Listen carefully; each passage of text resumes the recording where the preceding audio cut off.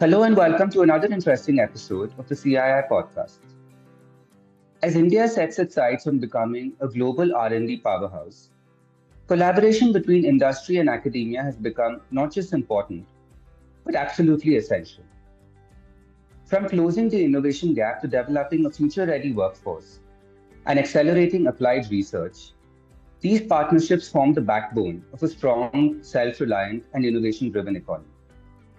In an era marked by rapid technological change, fostering seamless industry academia synergy is critical to unlocking India's true potential as a hub for research, innovation, and manufacturing excellence. So today we are honored to be joined by Professor V. Ramgopal Rao, Group Vice Chancellor, Birla Institute of Technology and Science, BITS Pilani, for campuses located in Pilani, Hyderabad, Goa, Dubai, and Mumbai. Prior to joining the BITS Group in 2023, Professor Rao served as the director of IIT Delhi for 6 years during the period 2016 to 2021 and as a chair professor for nanoelectronics at both IIT Bombay and IIT Delhi. Professor Rao is an internationally acclaimed nanoelectronics researcher and co-founder of two deep technology startups at IIT Bombay, NanoSniff and SoilSense. Dr. Rao has been elected a fellow of IEEE, a fellow of the World Academy of Sciences, the Indian National Academy of Engineering, the Indian Academy of Sciences, and the National Academy of Sciences and the Indian National Science Academy. Professor Rao serves as a chairman for multiple committees at the national level related to education, research, and innovation programs in India. So thank you so much for being here with us today, Professor Rao, and thank you for making time for the CII podcast. Thank you so much. It's my pleasure indeed. Thank you. We're looking forward to the discussion today, and to kind of set us off, on a kind of if I could start with a question that lays out the foundation for what we're going to be talking about. A simple one. Why do you believe that industry-academia partnerships are the need of the hour for India? Yeah. I think, if you ask me, the number one priority for India today is to, build industry academia collaborations. That's one thing which is missing in the country, even as per the world report. The WIPO has this innovation rankings, and even as per that, India currently ranks at something like 86th or so in academia industry collaborations. There is hardly anything that is very noteworthy that we can talk about, and which is our biggest challenge right now. And if you also look at it, India has this huge demographic dividend, but I think that is not going to last forever, and that is something that we need to convert into innovation dividend. And that is where academia industry collaborations become very essential, because academia does research, academia generates new knowledge. Somebody has to make use of this knowledge and then build new technologies or new products out of that. And that is where industry and startups come in. And the startups, of course, are doing a bit of their work right now, because if you look at the Indian startup ecosystem, though we have over 120 unicorns and all that, but less than 5% of them are actually based on an IP, an intellectual property, right? Based on research or a product driven kind of an innovation, and less than 5%. And that's also because a product development, the cycle is very long, and the incubation times are also very long, and it requires a lot of funding. And that is something that we don't have as an ecosystem right now for these deep technology companies to the startups to flourish. And that is where even industry can pitch in. I think the best possibility for me is academia, startups, and industry kind of collaboration, where startups can act as a bridge between academia and industry, and that is something that needs to happen. So I think if we want to convert our demographic dividend into innovation dividend, which is more product driven, more innovation led economy, I think these partnerships are no longer optional. They're actually critical, for India's rise as a global R&D powerhouse, in my opinion. Okay, thank you so much. I think that was a very sharp answer that kind of sets out what we are talking about. And I think the important thing that you pointed out there is that, we have a number of unicorns in the country. We like to talk about it a lot. But as you point out, a very small proportion or percentage are actually based on a business model that is based on, an IP or something that is kind of invented. So that's a really important point. If I could move on, what key policy or systemic interventions do you think are needed to make such partnerships more impactful? Yeah. I think, government is now trying to do that. Even the ANRF, which has been created as part of the national education policy, is also trying to bring academia industry closer. But a lot needs to be done today. In fact, the ease of doing research in India needs to improve. It's pretty difficult right now, even get government money and spend it in the time frame in academic institute where you can deliver results. There are a lot of issues there when it comes to ease of doing research. And even if a company wants to sponsor PhD students or set up joint labs, or the processes sometimes become cumbersome. I think that's also something that is an issue right now. And I think we need policies. That's where government needs to chip in, where industry can invest in universities, and even allowing co-supervision of PhD students, and even the joint intellectual property ownership.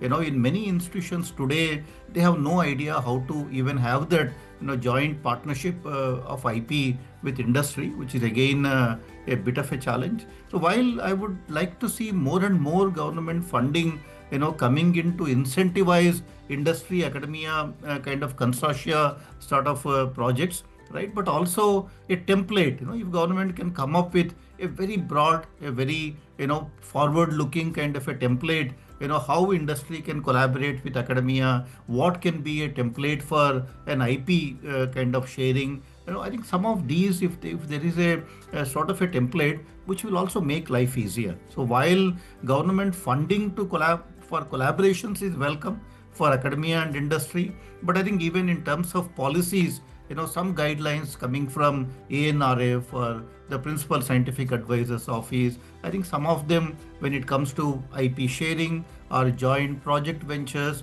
I think some of these probably are required. And I think time has come for us to do all of that, because, since independence, everybody has been talking about it, but unfortunately not much has happened. So unless all of this happens in terms of incentives for industry to collaborate with academia, in terms of government funding for academia industry partnerships, and also some definition of how these collaborations should look like coming from the top, I think will make it easier for many public funded institutions to actually forge these collaborations with industry.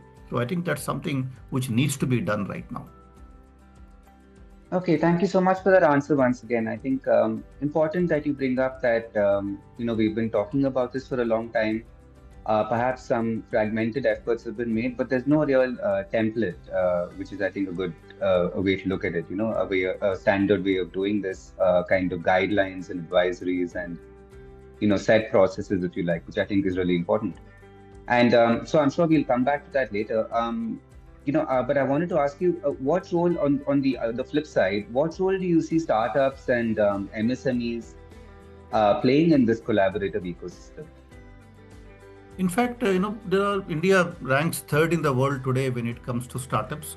There are many startups which are based on an IP, but they are not able to scale up further. They are all a few crores, at most, but they are not able to go beyond. I think only, like I said, about 5% of our unicorns are actually based on a product or an IP kind of a thing. I think that is where the startups need to have that support, both from industry and from government of India, because most of these startups which are IP based are coming out of our students in academic institutions, also our faculty.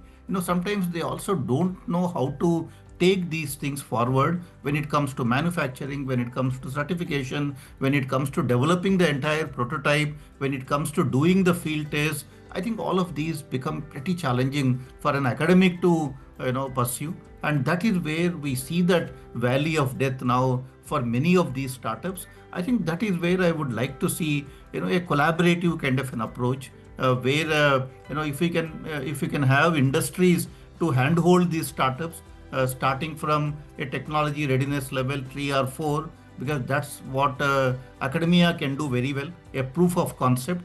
I think if industry can look at what are all those kind of projects which are proofs of where a proof of concept has been demonstrated at a technology readiness level 3 and 4 and taking it all the way up to 7 and 8, I think that is where the valley of death currently lies, and that expertise unfortunately doesn't exist in academia. To take things from TRL 3-4 to TRL 7-8, but that expertise exists in industries, and I think that is where that collaboration becomes very critical. But unfortunately, it's not happening as much. Other than a few such startups which are acquired by large companies today, I don't see that happening on a larger scale. And I think that, in my opinion, needs to change. And unless there is also a funding provided for industries to do that, or some incentives provided for these industries to nurture such startups, invest in them. I think some of these models again is what we need to do, because there are MSMEs and they do can benefit from all of these research backed solutions to upgrade their competitiveness. But I think that is where I would like to see a kind of an academia, government, startups, and industry working hand in hand, and where each one playing their role. Government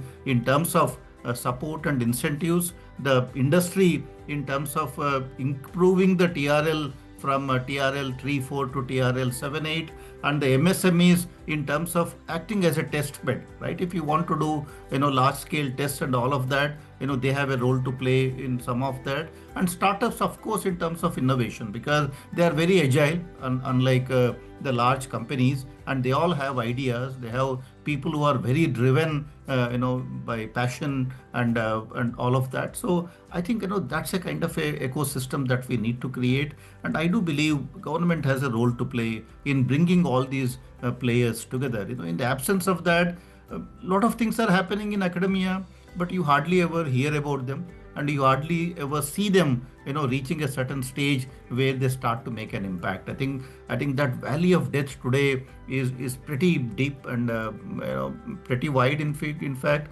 and that is something that we need to bridge through such partnerships.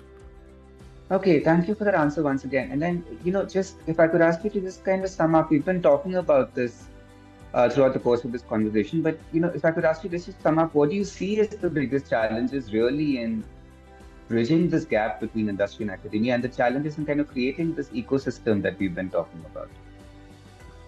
I think the biggest challenge is cultural, and also there are a lot of challenges. I would broadly classify them into orientational problems and transactional problems, right? Now, if you look at some of these problems, the way academia works is very different. We always think of long-term horizons. You don't take up a project to deliver next quarter or next year. You take up a project where you are looking at 3 years, 5 years kind of time cycles, because you are taking up problems where the solution doesn't exist. So that's the kind of problems academia likes to take up. So therefore, the whatever we do in academia has that long-term kind of a horizon. And while industry is driven by the quarterly targets, I think that is where things change quite a bit, and even the language we speak, the metrics we use in academia. If I generate new knowledge, if I let it published, and if many people cite my work, I am very happy, because all my recognitions and awards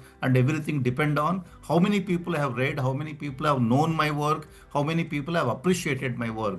Whereas industry, it works exactly opposite, right? It's a more closed kind of a thing. If you have done something new, you don't want anyone to know about it. You want to make money out of that. So that again, there is a big challenge that happens. And also timelines, where, like I said, while industry is looking at quarterly kind of cycles, we are looking at yearly kind of cycles, and that again, there are challenges. And add to this now the bureaucratic hurdles in contracting, in IP ownership, in hiring flexibility in academia, in many public funded institutions for that matter. If I want to hire somebody, right, who is paid more than a faculty member, the faculty members' salaries are all tied to the bureaucrats' salaries, so the salaries are not very high. Now, if I want to bring in somebody into a public funded institution, who has that expertise in manufacturing, in certifications, in something that academia doesn't exist, they are not going to come at government salaries. They need to be paid very high salaries. Now, if I am receiving funding from government, there is no way I can support such high salaries, who for such people. And even in other institutions, the whoever you hire, it's all tied to what a professor is getting, or at most what the director of the institute is getting. And these salaries, as we know, are not very high. And as a result, that expertise that exists in academia, that expertise that exists in industry, we are not able to bring them to academia. We are not able to offer them positions. And in the absence of such kind of an expertise, for every faculty member to figure out how to do all of this is not going to work. I think that is where the gaps exist right now. The hiring flexibility becomes very challenging there. But that again is the place where industry can chip in, right? If government funding given to academia will not help there. But if government funding going to industry, or industry investing their own money in helping such hiring processes, because industry would not mind. If industry gives money to academia, I can pay somebody very high salaries, that will not be seen as anything negative in the government system. So I think, that is where these kind of challenges currently exist on the ground. And the solution lies in systemic reforms too, the contracting terms, or even the PhDs, the way we currently conduct PhD research, right, is again purely academia driven, and there is no participation for an industry, because who can be a co-supervisor? Many institutions don't allow anyone without a PhD to be a co-supervisor, right? But many people in industry may have a deep expertise in some area, but may not have that PhD. So they cannot be co-supervisors again, and that creates a huge bit of a problem. I think there are lots of such cultural issues, and there are a lot of systemic reforms. I think these are the things that are required. That is where we need to identify all of these transactional problems, all of these orientational problems, and need to work on them in a time bound kind of a fashion. Many of us are aware of them, but in our institutions we try to reform many of these sort of issues, but then at the national level, at the country level, I think these are not done on a wider scale, except for one or two institutions where such reforms have been carried out. But at the national scale, if you see, in 95% of institutions, it's very difficult for them to collaborate with industry, given all of these bureaucratic kind of hurdles. So I think that is where the policy reforms need to be coming from the top, and then you have an empowered committee. UGC, for example, has a major role to play in that, and but then UGC hardly ever takes up any such kind of activities. And the ANRF, for example, needs to have a complete cell, which is essentially to look at these reforms in academic institutions, so that they can collaborate with industry more easily. And I think we need to address them. Time has come for us to do some of these and bring in these systemic kind of reforms. Otherwise, government wants to do, industry wants to do, academia wants to do, but nothing seems to be happening on the ground. So I think these cultural issues are pretty deep rooted, and these are the kind of reforms that we need to bring about.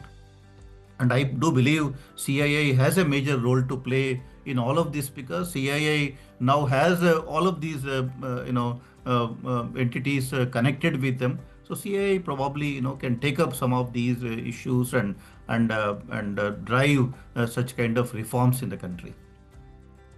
Yeah, so thank you so much again for that answer. I think it was very detailed. It lays out all of the challenges. I think you spoke about from a cultural perspective, also from a funding perspective, just the kind of disconnects that exist between salary structures, which I think is really important point that not many people know about, but it's a big hurdle, of course.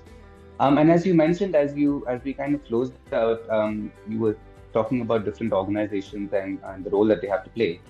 How is your organization contributing to strengthening industry-academia partnerships, if I may ask? And how have you personally championed this cause in your professional journey?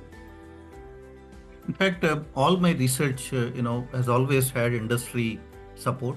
For almost like 25 years, I have had semiconductor industries supporting my research, in addition to, of course, government funding, because industry funding is also never going to be pretty large. Industry funding, will always be hundreds of thousands of dollars. In India, particularly, they're not going to give you 5 million, 10 million kind of a thing. That kind of large money can come from government of India.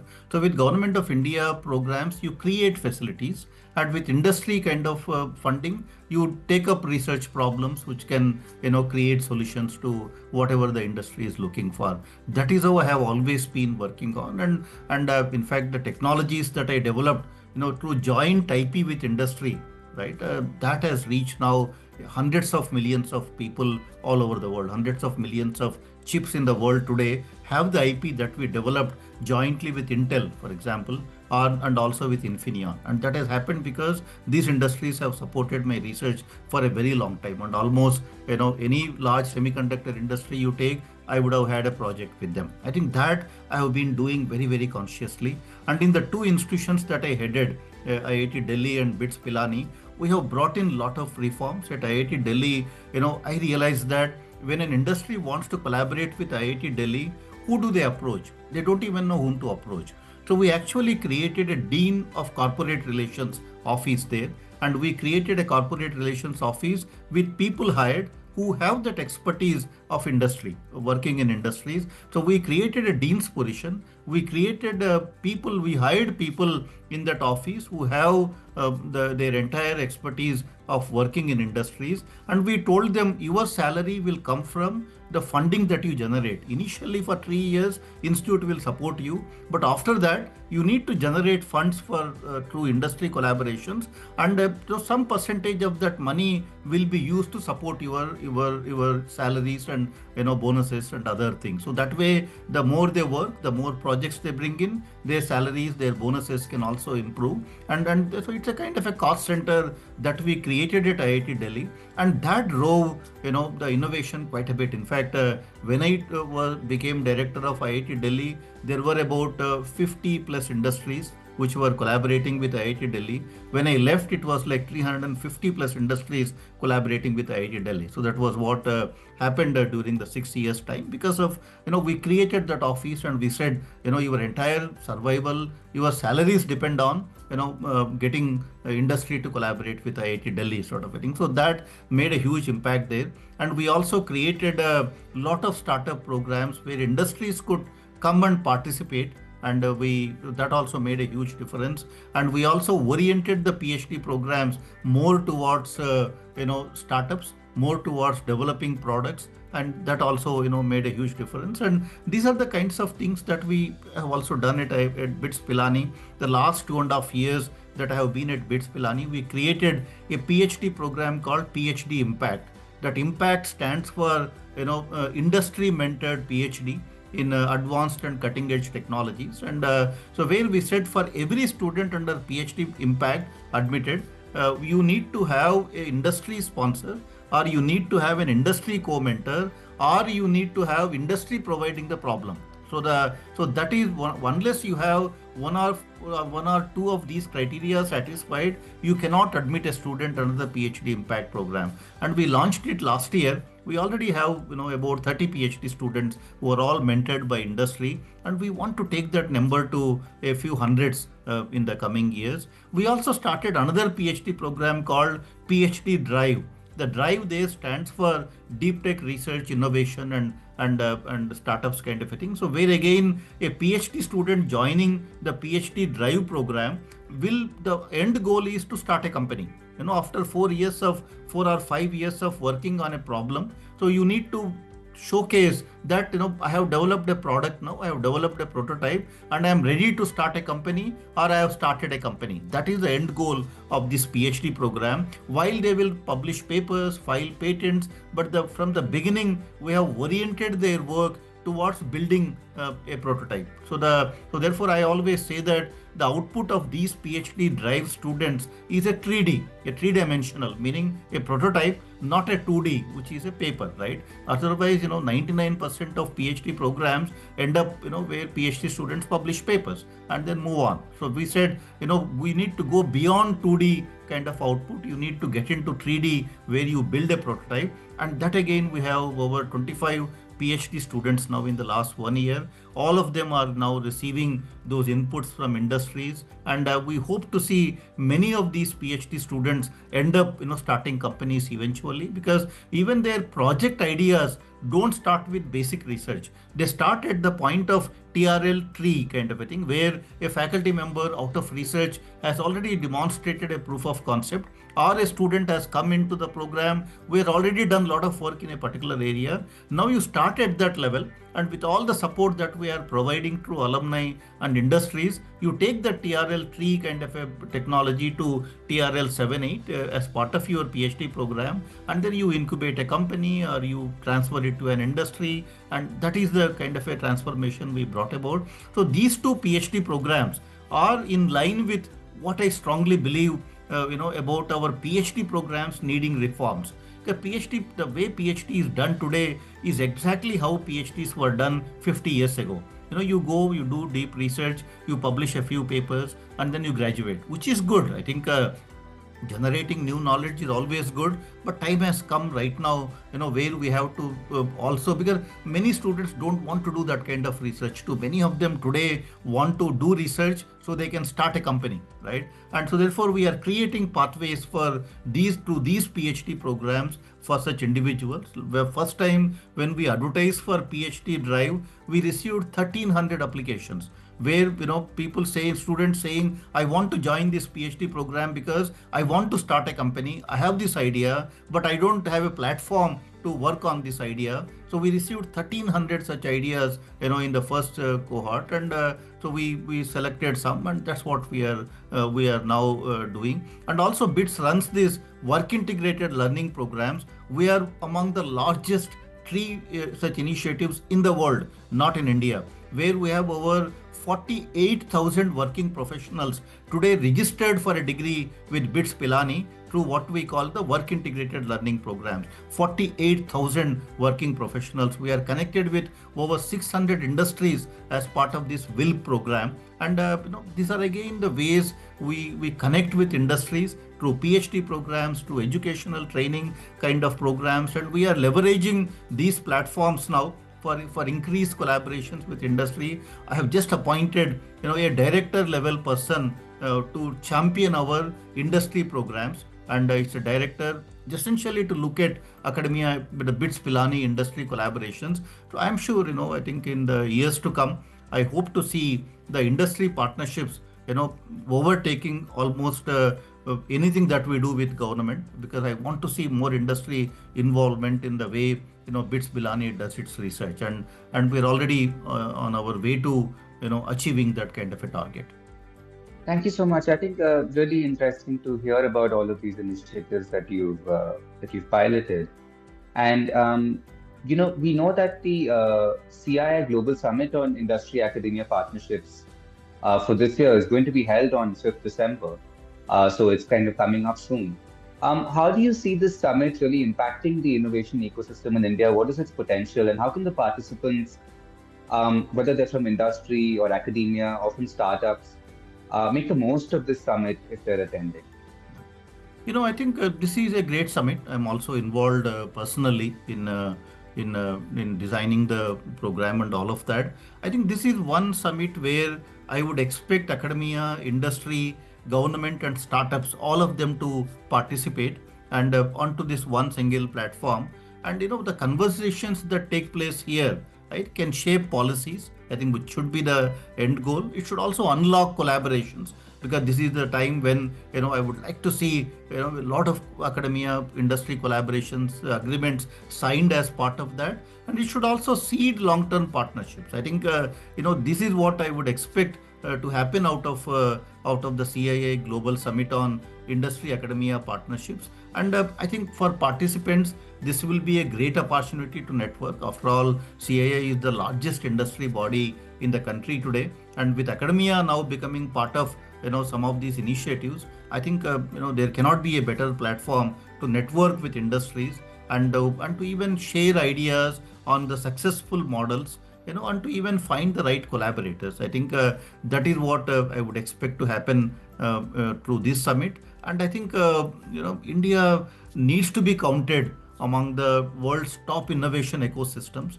And I think these are the summits that can take us there. So therefore, I attribute a lot of value to this CII summit now, and I would also encourage many of my colleagues from academic institutions to participate actively and make use of this opportunity. Okay, thank you so much for that. And just to continue on the same theme, this year's theme for the summit is catalyzing India's rise as an R&D powerhouse, forging partnerships and driving excellence. So, covering a lot of the things that we spoke about, what are the key levers to really achieve this vision? I think, in my mind, there are three levers which are required. First is the talent, right? We must train researchers who are also industry ready. That problem that exists in India, that lot of graduates, but industry saying they are unemployable. I think which is a big challenge right now. I think one thing is the talent where academia industry can collaborate, and so we not only produce industry ready graduates, but they are also globally competitive. I think that is one thing that we need to do. The second is investment. I think India has not been investing in R&D. Government investments are at 0.6, 0.7%. Industry investments in R&D are at 0.2%. So together, government and industry is less than 1% of GDP, and that is the lowest among even the BRICS nations and lowest among economies of our scale. I think we need more investment. That's the second lever that's very required. And the third one is the trust. I think currently in India there is hardly any trust that exists between industry and academia. I think we need to see each other as equal partners. And I think talent, investments, and trust. I think if these three can be aligned, I see no reason why India cannot emerge as a global leader in some of these new age technologies, whether it is semiconductors or AI or healthcare or energy or quantum. In all of these areas, I think these are the collaborations that will take us to the next level. Okay, and as we are sort of rounding up the discussion for today, what advice would you give to other industry leaders or academic heads who want to start such collaborations, let's say, but don't know where to begin? And on the same lines, what would be your message for young researchers, students, and faculty?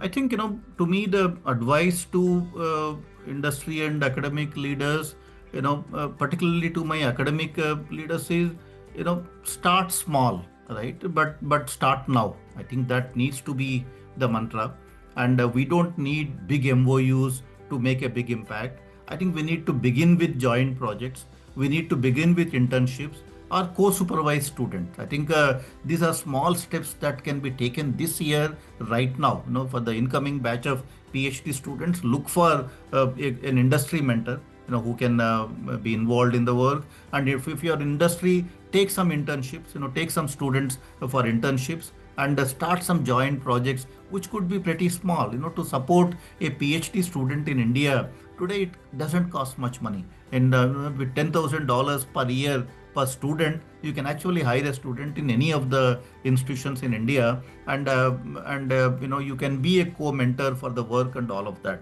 I think we need to do that. The trust that then gets built with these small steps, I think that can grow into long-term partnership. So that is something which is very essential right now. So therefore, I think start small but start now is what I would tell everyone who is interested in that. And for my researchers, for example, young researchers who are starting their careers in India, because all institutions in India are recruiting aggressively now. I think we need to engage with industry. And I think the real impact happens when you go beyond publications. While you can publish, while people will cite and you would be feel happy and all of that, but I think at some point, right, a fulfilling journey in academics is something where somebody has made use of the knowledge and somebody has benefited from that, and it has changed some lives or touched some lives. I think that is what eventually will be a fulfilling journey in academia, and that can happen only will when we go beyond just publications. We have all published. I have published over 500 papers, but I also filed over 50 patents, and I've also collaborated with industry. Now I see many of these patents leading to which have given rise to deep tech startups, and given rise to a lot of IP which industry could use. That I find very satisfying. And but for that we need to start when one is beginning one's career. And I think there is a lot of interest on both the sides. And with CII platforms now even bringing them together, I think breaking those barriers, I see a huge opportunity for India to leapfrog, as some people say, pole vault into the next level of innovation. Okay, thank you so much. And on that note, we'll conclude the discussion for today. Thank you so much, Professor Rao, for joining us on the podcast today, for sharing your insights and your knowledge on this very critical subject. And as you say, there's a lot to look forward to with the Industry Academia Summit coming up on December 5th. And we hope to see you there. So thank you so much. Thank you so much. Pleasure talking to you.